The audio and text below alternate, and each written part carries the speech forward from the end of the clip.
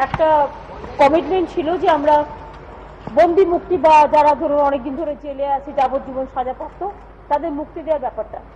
এর আগেও আপনারা দেখেছেন যে আমরা লাইফ কনভিক্ট যারা ছিলেন, যাদের যাবজ্জীবন কারাদণ্ড ছিল, 143 জনকে আমরা আগেই মুক্তি দিয়েছি, এবং যারা পলিটিক্যাল প্রিজনার্স ছিল তাদের প্রায় 50 জনকে আমরা মুক্তি দিয়েছি। আর আজকে আমরা পয়লা বৈশাখ আসছে তার আগে আরো 22 জনকে আমরা মুক্তি দিচ্ছি। ফলে এই সংখ্যাটা হলো যাবজ্জীবন যারা ছিলেন তাদের 165 জনকে মুক্তি দিল এই গভর্নমেন্ট। কারণ আমাদের একটা বন্দি মুক্তি কমিটি আছে গভর্নমেন্টের, তাদের মানে রেকমেন্ডেশন অনুযায়ী। আর 50 জনকে আমরা পলিটিক্যাল প্রিজনার আমরা আগেই ছেড়ে দিয়েছি। টোটাল সংখ্যা 165 প্লাস 50। যাদের মুক্তি দেওয়া হলো তাদের নামগুলোকে একটু বলবো, অন্তত তাদের পরিবারের লোক জানতে পারলে খুশি হবে আপনাদের মাধ্যমে। সচিন জানা, ইনি 24 বছরের অধিক সাজা ভোগ করছেন, লালগোলা জেলে ছিলেন। সুশান্ত দাস মেদিনীপুরের কেন্দ্রীয় সংশোধনাগারে ছিলেন, 24 বছর সাজা ভোগ করছেন। বৈশাখু ঋষি 20 বছরের অধিক সাজা ভোগ করছেন, আলিপুরে ছিলেন। ভবানী প্রসাদ দাস না, বৈশাখু ঋষি বহরমপুরে ছিলেন জেলে। ভবানী প্রসাদ দাস আলিপুরে ছিলেন, 18 বছরের অধিক সাজা ভোগ করছেন। সুশীল ওরাও লালগোলায় ছিলেন, 17 বছরের অধিক সাজা ভোগ করছেন। শ্রীধর রুইদাস লালগোলায় 16 বছরের অধিক সাজা ভোগ করছেন। ও একটা বাদ গেল। গণেশ বাহাদুর খাওয়াত জলপাইগুড়ি জেলায় 16 বছরের অধিক সাজা ভোগ করছেন। শ্রীধর রুইদাস লালগোলায় ছিলেন, 16 বছরের অধিক সাজা ভোগ করছেন। কেতাব শেখ বহরমপুরে ছিলেন, 15 বছরের অধিক সাজা ভোগ করছেন। সুজয় ওরফে বাপি রায় বহরমপুর 16 বছর ছিলেন। মীর মুদাস্সর হোসেন ওরফে পল্টু বহরমপুরে ছিলেন, 15 বছরের অধিক সাজা ভোগ করছেন। বীরবল সর্দার লালগোলা 15 বছরের অধিক সাজা ভোগ করছেন। গদাই ওরফে জিতেন বাউরি লালগোলায় 15 বছরের অধিক সাজা ভোগ করছেন। সুরেশ সেন মেদিনীপুরে 15 বছরের অধিক সাজা গ্রহণ করছেন। প্রদীপ কুমার পান্ডা মেদিনীপুরে 14 বছরের অধিক সাজা ভোগ করছেন। জামাল মোল্লা লালগোলায় 14 বছরের অধিক সাজা গ্রহণ করছেন। মনিরুল মোল্লা 14 বছরের অধিক সাজা গ্রহণ করছেন লালগোলায়। শেখ লাখু লালগোলায় 14 বছরের অধিক সাজা গ্রহণ করছেন। শেখ ফরিদ লালগোলা 14 বছরের অধিক সাজা ভোগ করছেন। মধু রাজওয়ার লালগোলায় প্রায় 14 বছরের অধিক সাজা ভোগ করছেন। হিমাংশু মিস্ত্রি দমদমে আছেন, 16 বছরের অধিক সাজা ভোগ করছেন। আর ভীম ওরফে মঙ্গল আহির মেদিনীপুরে প্রায় 19 বছর ধরে সাজা ভোগ করছেন। এছাড়াও আছে শেখ ছকু লালগোলায় 14 বছরের অধিক সাজা গ্রহণ করছে। অর্থাৎ এই 22 জনকে আমরা পয়লা বৈশাখের আগেই তাদের মুক্তি দিচ্ছি, যাতে তারা সাধারণ জীবনে ফিরে আসেন এবং সমাজের সাধারণ জীবনে তারাও তাদের বাকি জীবন অতিবাহিত করেন। কারণ এদের মধ্যে অনেকেরই বয়স প্রায় 50 থেকে 50, 55, 60-এর মধ্যেই। সুতরাং অনেক দিনই সাজা কেটেছেন, তারা ভালো থাকুক, তাদের পরিবার ভালো থাকুক। এটা আমাদের যেহেতু একটা কমিটমেন্ট ছিল, তাই আমরা টাইম টু টাইম এটা করি। কিন্তু করবার আগে আমাদের বন্দি মুক্তি কমিটি আছে, তারা পর্যালোচনা করেন, নানা রকম সবকিছু দেখে তারপরে এই মুক্তির ব্যবস্থা করেন। সুতরাং এটা একটা ব্যাপার আপনাদের বলার ছিল। আর আমি আজকে রাতের ফ্লাইটে দিল্লি যাব। আমার 2 দিন কাজ আছে ওখানে। কেউ কেউ লিখছেন 5 দিন 10 দিন, আমি জানি না কোথা থেকে রিপোর্টটা পেয়েছে। যার যা ইচ্ছে সে তাই করে। সুতরাং আমার 9-10 মিটিং আছে ওখানে।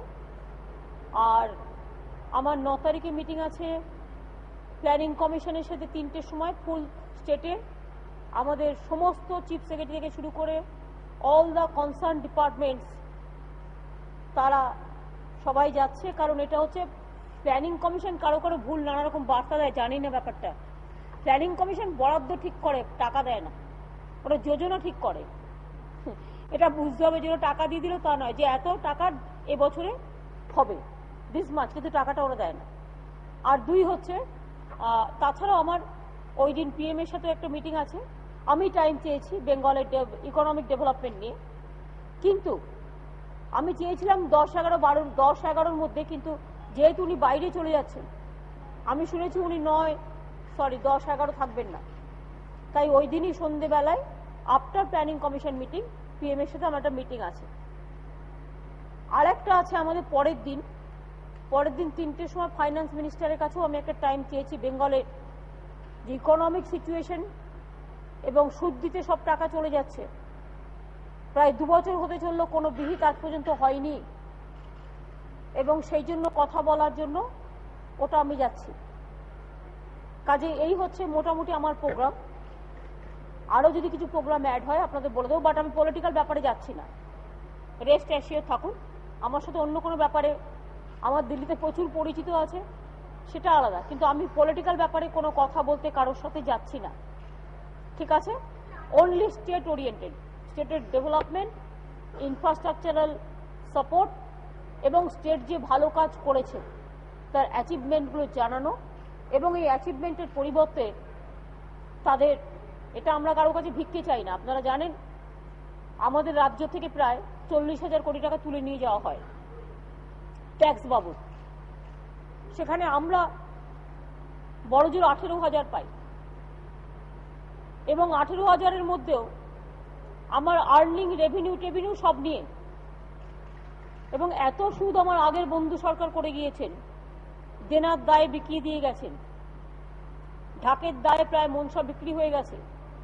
এই অবস্থায় দাঁড়িয়ে গত বছর আমরা সুদ দিয়েছিলাম 21,000 কোটি টাকা, আর সুদ যখন থাকে, যখন ধার থাকে, তখন সংখ্যাটা লাফিয়ে লাফিয়ে বাড়ে। আর এবারে আমরা যেহেতু 12,000 কোটি টাকা এক্সট্রা ইনকাম করেছি, আরো 4,000 কোটি টাকা এক্সট্রা আমাদের কাছ থেকে কেটে নিয়েছে, অর্থাৎ দিল 18, মানে দিল মানে দেয়, ওইভাবে দেওয়া নয়, মানে রাজ্যের যে রাজস্ব তার থেকে ইনকাম হয় 18,000 আর কাটলো 25,000, অর্থাৎ 40,000 ট্যাক্স তুলে নিয়ে যাচ্ছে আর 25,000 এক্সট্রা তুলে নিয়ে যাচ্ছে সুদ বাবদ, অর্থাৎ রাজ্যের হাতে কিছুই থাকছে না। একসময় দাবি চলতো রাজ্যের হাতে অধিক ক্ষমতা দিতে হবে, যারা রাজ্যের হাতে অধিক ক্ষমতা দেওয়ার দাবি করতেন তারা রাজ্যের হাতে অধিক সুদ দেওয়ার ব্যবস্থা করে গেছে। রাজ্যের হাতে একটাই ক্ষমতা আছে, সেটা নয়, টাকাটা আর্নিং করে রাখছে আর রিজার্ভ ব্যাংক কেটে নিয়ে চলে যাচ্ছে unilaterally, without any consultation or discussion. সুতরাং এই ব্যাপারগুলো, ইকোনমিক তো একটা ব্লকেড হচ্ছেই বাংলায়, সেইটার ব্যাপারে জাস্টিস চাওয়ার জন্য আমরা আগেও অনেকবার মিট করেছি, কিন্তু যেহেতু আমাদের কনস্টিটিউশনে কতগুলো সেট আপ, কতগুলো সিস্টেম আছে, এবং সেই সিস্টেমে হয়তো কোনো কোনো পলিটিক্যাল পার্টির লোক কোনো মেন চেয়ারে থাকতে পারে, মনে রাখবেন সেটা ম্যাটার নয়, ম্যাটার হচ্ছে গভর্নমেন্টটা, এবং ম্যাটার হচ্ছে কনস্টিটিউশন, এবং সেই জন্য প্রধানমন্ত্রীর কাছে আমরা যাচ্ছি, not individual party man, he is a prime minister of the country. সুতরাং আমরা জাস্টিস চাইতে যাচ্ছি। আর দুই হচ্ছে ফাইন্যান্স মিনিস্টার, অর্থাৎ দ্যাট চেয়ারটাকে বলতে যাচ্ছি যে আর কতদিন, প্রায় 2 বছর হতে চললো, এখনো 1-1.5 মাস বাকি আছে। কেউ লিখিয়ে দেন এত দিয়ে দিচ্ছে, দিল কোথায়? এমনকি জঙ্গলমহলে চালের বরাদ্দও বন্ধ করে দিয়েছে, যেটা আমরা এক্সট্রা পেতাম, আমরা যেটা 2 টাকা কেজি দিতাম। কাজে অর্থনৈতিক অবরোধের যে কর্মসূচি, আমরা রাজ্যটাকে, এটা নয় যে আমরা কাজ না করে যাচ্ছি, আমরা আমাদের কাজ, আমাদের পারফরমেন্স, এবং আমি মনে করি it is number 1 in India. অন্যদের এই প্রবলেম নেই, সব টাকা কেটে নিয়ে চলে যাওয়া সুদে, যেটা বেঙ্গল হচ্ছে নাম্বার 1 স্টেট, যেটা সুদের বাবদ যে বেঙ্গল যে সমস্যা আজকে ফেস করছে। 3টে স্টেটকে বলা হয় ডেপ স্টেট, একটা হচ্ছে বেঙ্গল, একটা হচ্ছে কেরালা, একটা পাঞ্জাব। কিন্তু তাদের পরিস্থিতি এত খারাপ নয় কেরালা পাঞ্জাবে, ওরাও অনেক সময় অন্য টাকা দিয়ে পেয়ে সেটাকে ঘুরিয়ে ফিরিয়ে দেয়।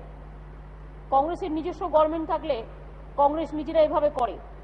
একমাত্র প্রবলেম হচ্ছে বেঙ্গলের, এবং আমি মনে করি আমাদের সাথে পাঞ্জাব কেরালার ব্যাপারেও রিকনস্ট্রাকশন করতে পারে, আমরা কোনো অপরচুনিটি রিস্ট্রাকচার করতে পারে।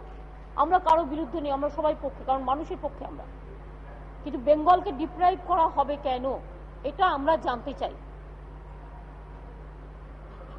আমরা স্পেশাল কোনো অ্যাডভান্টেজ নিতে চাই না, বা ভিক্ষে করে কিছু চেয়ে নেওয়াটাকে আমি মনে করি এটা আমাদের বাংলার মাটি কখনোই চায় না।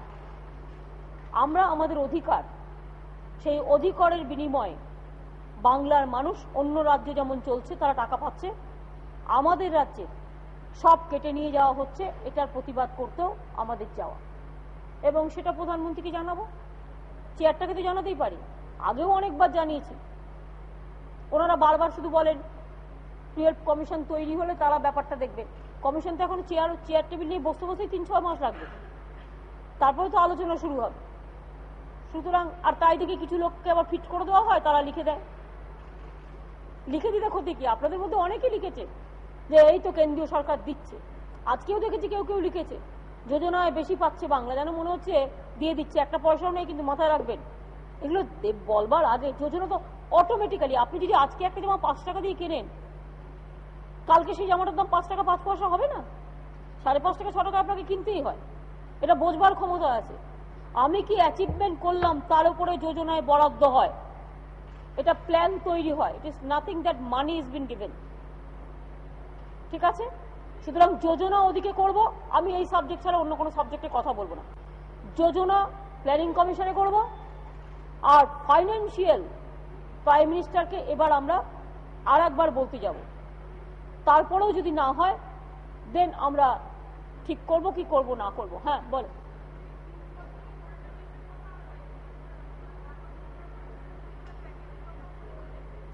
স্পেশাল প্যাকেজ আমি বারবার বলি, আমি কিন্তু সবসময়, এটা কিন্তু আপনাদের রটনা। স্পেশাল প্যাকেজ আমরা জীবনে চাইনি। আমি বারবার বলি, ভিক্ষা করি না, মাথা নত করে নয়, যেটা আমাদের প্রাপ্য সেটা দিতে হবে। This is not special package. যখন ওরা অ্যালাউ করেছে বড় করবার, কেন সিপিএম গভর্নমেন্ট থাকাকালীন এফআরবিএম কার্যকরী হলো না? ফাইন্যান্সিয়াল ডিসিপ্লিন তো আমরা এসে কার্যকরী করলাম, এবং সেন্ট্রাল গভর্নমেন্ট কেন অ্যালাউ করেছিল? এত ধার করবার কথা কই আমাদের সময় তো দিচ্ছে না, আমাদের সময় টোটালটাই বন্ধ। তো কেন সেন্ট্রাল গভর্নমেন্ট আগের গভর্নমেন্টকে অ্যালাউ করেছিল বাইরে থেকে পর্যন্ত ধার করবা? ইভেন আমি যদি বলি আমার 25,000 কোটি টাকার জায়গায় শুধু সেন্ট্রাল গভর্নমেন্ট পোর্শনটা 3 বছর মনিটরিয়াম করবে, তাহলে হয় 9,000 কোটি টাকা। বাদ বাকি তো অনেক বাইরে থেকে ধার করেছে এই সরকার, তা শুধু আমাদের দিতে হচ্ছে। যা ইচ্ছে তাই করে গেছে, যা ইচ্ছে যখন যা ইচ্ছে তাই করে গেছে। জিরো গ্রোথ, নানা রকম নাটকবাজি করে কথা বলা হয়েছে। সত্যিকারের নাট্যকারদের তো আমি সম্মান করি, কিন্তু নাটক তৈরি করে, মিথ্যে কথা বলার নাটক আর কুৎসা তৈরি করার নাটক তৈরি করে জিরো বাজেটের কথা বলা হয়েছে। আর মাঝখান থেকে বাইরে থেকে টাকা ধার করে করে না করেছে কাজ, না করেছে উন্নয়ন, না আছে প্ল্যানিং, না আছে কোনো ডাটাবেস, কারোর সাথে কারো কোনো গভর্নমেন্টের কোঅর্ডিনেশন নেই। এইটাকে হাতে এসে আমাদের করতে হচ্ছে। ফাইল মিসিং, কাজ মিসিং, কাজ জানে না অর্ধেক সবাই, অনেকে কাজ জানে কিন্তু একাংশ তো কাজ জানেই না, তার উপর টাকা নেই। এই অবস্থায় দাঁড়িয়েও আমরা আমাদের হার্ড ওয়ার্কিং দিয়ে, আমি মনে করি কঠোর কাজের কোনো বিকল্প নেই। আমাদের ফুল টিম ইনক্লুডিং মাই chief secretary, home secretary, finance minister, planning, আমরা এবং আদার ডিপার্টমেন্ট যারা করেছেন, এখানে আপনারা জানেন যে এমন একটা ককাস তৈরি হয়েছিল যে আমরা যখন প্রথম ই টেন্ডারে যাই, টেন্ডার করছে তো বলছি ই টেন্ডারে তো হবে না। কেন হবে না? চুরি করার জন্য হবে না। ই টেন্ডারে তো লোকে দেখতে পাচ্ছে কে টেন্ডার পাচ্ছে, কত টাকার টেন্ডার। সেই গ্রামের রাস্তার কাজগুলো অনেকে কন্ট্রাক্টররা করেনি, one section of contractor who belongs to a political party. এখন তো আর মিনিস্টারকে এসে বস্তা ভরে টাকা দিতে হচ্ছে না রাস্তা করার জন্য বা কোনো কাজ করার জন্য। সুতরাং ওয়ান সেকশন অফ কন্ট্রাক্টরস যাদের অ্যাফিলিয়েশন টোটাল এই করাপশন এবং সিপিএম এর সাথে আছে, তারা টেন্ডারে অন্য লোককে পার্টিসিপেট করতে দেয়নি, অনেককে ভেবেছিল ই টেন্ডারিংটা এইভাবে স্টপ করে দেবো, আমরা এটা না, আমরা ই টেন্ডারিং করেই করব। দুই, তারা আরেকটা ভেবেছিল যে আমরা গ্যাং আপ হয়ে যদি বলি এই কাজগুলো আমি করতে পারবো না, তাহলে গ্রামে গঞ্জে কাজ হবে না। সুতরাং নানা রকম চক্রান্ত চলেছে, কারণ 35 বছরের একটা লিগাসি ভাঙতে গেলে টাইম লাগে। তা সত্ত্বেও আমরা বলেছি প্রয়োজনে নতুন ছেলে মেয়েরা কন্ট্রাক্টারি করুক না, অসুবিধার কি আছে, সে তো কাজ করবে, টাকার জন্য কন্ট্রাক্টারি তো নয়, তার তো একটা বিজনেস। এটা সব কন্ট্রাক্টর তো খারাপ না, এটা তো একটা বিজনেস হোক। এবং বিজনেস করতে গিয়ে মনে রাখতে হবে, গ্রামীণ রাস্তাটা যদি আমার ছোট হয় তাহলে আমি টেন্ডারে পার্টিসিপেট করব না, আমি বড় বড় কাজ নেব। যারা টেন্ডার নিয়েও কাজ করেননি এবং টেন্ডার পাওয়ার পরেও কাজ ফেলে রেখে দিয়েছেন এবং টেন্ডার পাওয়ার পরেও ডেলিভারেটলি কাজে ডিলে করেছেন, গভর্নমেন্ট কিন্তু প্রত্যেকটা ডিপার্টমেন্টকে বলে দেওয়া হয়েছে তাদের ব্ল্যাক লিস্টেড করতে। তার কারণ হচ্ছে আমি কাজ পেলাম, কাজটা করলাম না, 1 বছর ডিলে করিয়ে দিলাম, ইটস এ ক্রাইম। একেতে পয়সা নেই, যেটুকু পয়সা আছে তাতে আমি পলিটিক্যালি দৃষ্টিভঙ্গি নিয়ে কাজ করবো, এটা ঠিক নয়। কাজে উন্নয়ন কখনো থেমে থাকে না, উন্নয়ন হচ্ছে চলমান শক্তি। রাজ্য কখনো থেমে থাকে না, তার কাজ করতে হয়। যে কাজ আমরা 15-2 বছরে করেছি, আমি চ্যালেঞ্জ করে বলতে পারি আমাদের পারফরমেন্স অ্যাচিভমেন্ট কালকে প্ল্যানিং কমিশনকে আমরা দেব with our record. It is not that I am saying, my record is saying. Record কথা বলবে, সব তো দেওয়া যাবে না, তাহলে তো অনেক বড় হয়ে যাবে। মোটামুটি যতটা ছোট পারি তার মধ্যেই দেবো। একটা দুটো ইনফরমেশন দিই শুধু।